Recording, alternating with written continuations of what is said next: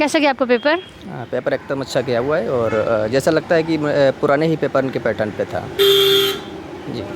तो थोड़ा सा अच्छे से आप एक्सप्लेन करना चाहेंगे कि क्वेश्चन कैसे थे, प्रीवियस से रिपीट हुए थे, किस तरह के थे? देखो, क्वेश्चन का दो टाइप के होते हैं, एक तो होता है सब्जेक्टिव, दूसरा होता है ऑब्जेक्टिव। और जो ऑब्जेक्टिव होता है इसमें 40 क्वेश्चन आते हैं और ये ज़रूरी नहीं है 40 को करना है, बट आपको जितना ज़्यादा लगे, अच्छा जितना आप कर पाते हो, कैपेसिटी है, करो उतना।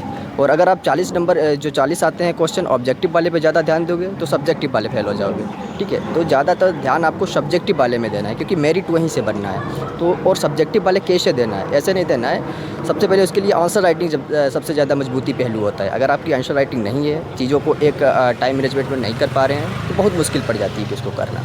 ऑब्जेक्टिव में नेगेटिव मार्किंग है? हाँ, ऑब्जेक्टिव में नेगेटिव मार्किंग 0.25 की है। ओके, तो टोटल कितने आपने अटेम्प्ट किए?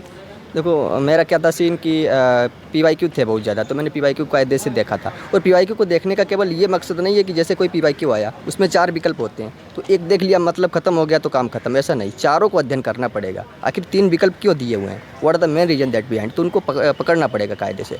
और फिर इस तरीके से आपको एक बिंग एनालिसिस में पूरा अध्ययन करना पड़ेगा। पेपर कैसा गया आपका?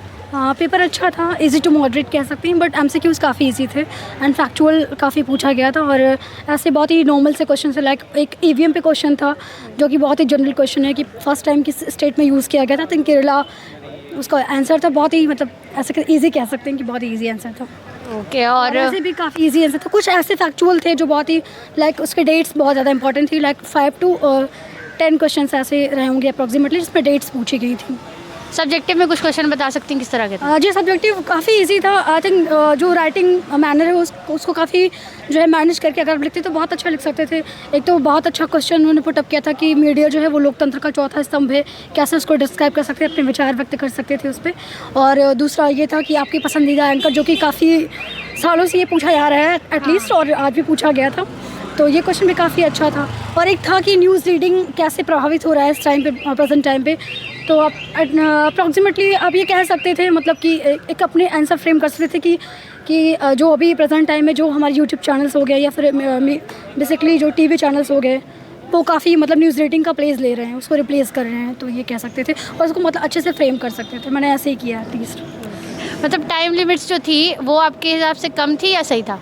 जी, टाइम लिमिट का तो आपको मैनेज करना पड़ेगा। आई थिंक टाइम लिमिट बहुत ही कम टाइम में आपको बहुत अच्छा करना होता है। तो मुझे लगता है कि जो आने वाले लोग हैं, जो आने वाले एस्पिरेंट्स हैं, उनको चाहिए कि वो पहले एक रूपरेखा बना लें, एक स्ट्रक्चर बना लें, उसके बाद कम से कम 1 महीने से प्रैक्टिस करें लिखने की बेसिकली, क्योंकि लिखने का टाइम आपको कम पड़ सकता है। ये मैंने फील किया पर्सनली, मतलब और अच्छा लिख सकती थी मैं, लेकिन टाइम का थोड़ा सा प्रेशर था। हाँ। था पेपर पिछले बार के मुकाबले आपको इजी लगा या टफ था? एक्चुअली मेरा फर्स्ट अटैम्प्ट था, तो पिछली बार के मतलब क्वेश्चन, तो पिछले बार का मतलब प्रीवियस क्वेश्चन आपने देखा होगा? मैंने देखा था, ठीक था, मतलब मुझे बहुत इजी लगा। इट्स ओके, बहुत अच्छा पेपर था। इट्स इन उसकी चाहे राइटिंग पोर्शन डिस्क्रिप्टिव वाले रहे हो या फिर इवन जो OMR शीट्स वाले, OMR वाले थोड़े ज़्यादा ईजी थे जो सब्जेक्टिव थे। डिस्क्रिप्टिव ठीक था, उस पर थोड़ा था कि आपको एनालिसिस करना है, लिखना है, बट चूँकि थोड़ा टाइम कम था तो उतना नहीं हो पाया, बट इट्स ओके, नाइस।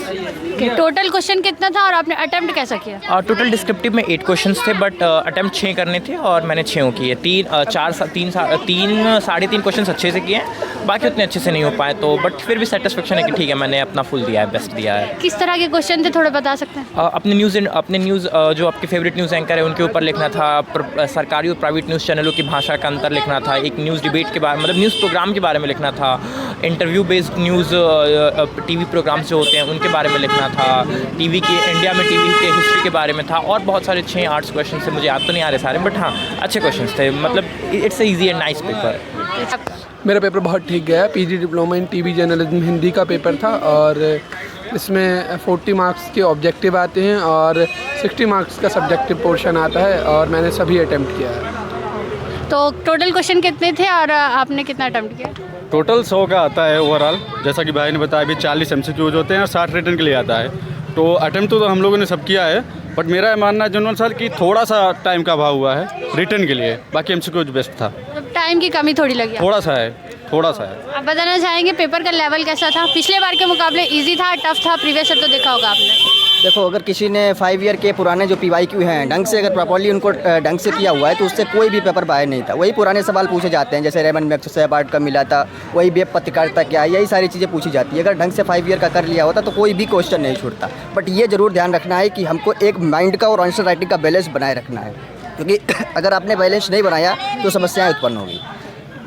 ऐसा कोई क्वेश्चन जिसमें आपको दिक्कत हुई हो? मैं पहले तो हिंदी उड़ान के सभी दर्शकों का शुक्रिया, और मैं क्वेश्चन की बाद में बताऊंगा, लेकिन मैं अपना एक्सपीरियंस ये ज़रूर बताऊंगा कि आप अगर टीवी जर्नलिज्म के क्षेत्र में आ रहे हैं तो आप टीवी के जितने भी महारथी हैं या रहे हैं, एंकर हैं, पत्रकार हैं, उनके बारे में ज़रूर पढ़ के आइए, क्योंकि आधे से ज़्यादा उनके सवाल इसमें आए हैं। आंसर राइटिंग का बेहद ध्यान रखना है आपको। आंसर राइटिंग के लिए आपको समय बेहद कम मिलेगा, चुनिंदा समय मिलेगा, और वही मुझे लगता है कि इसमें टफ था। और बाकी का इसमें एक सवाल ये भी था कि वर्तमान परिदृश्य में मीडिया की क्या स्थिति है, तो करंट अफेयर्स और इनको लेकर भी बहुत पड़ेगा। तो ये अगर आप, मुझे लगता है कि 6 महीने अगर आराम से भी अगर आप तैयारी करना शुरू कर देंगे तो आप जामिया का एग्ज़ाम आराम से क्रैक कर देंगे, इसमें कोई नो डाउट नहीं। हाँ, लेकिन टाइम मैनेजमेंट सबसे इम्पोर्टेंट है, टाइम मैनेजमेंट का सब खेल है। इसके अलावा कहीं बॉलीवुड वगैरह से क्वेश्चन? बॉलीवुड से कोई क्वेश्चन नहीं था, सब मीडिया से था और कतई गदर था। हम तो भाई हाथ खड़ा कर दिए, क्योंकि हम भाई आपने कितने अटेम्प्ट किए? ये तो याद नहीं है, रात को सोए थे, सुबह आके पेपर दिए, खत्म। ऑलमोस्ट मतलब किए आपने अटेम्प्ट? सारे कर दिए।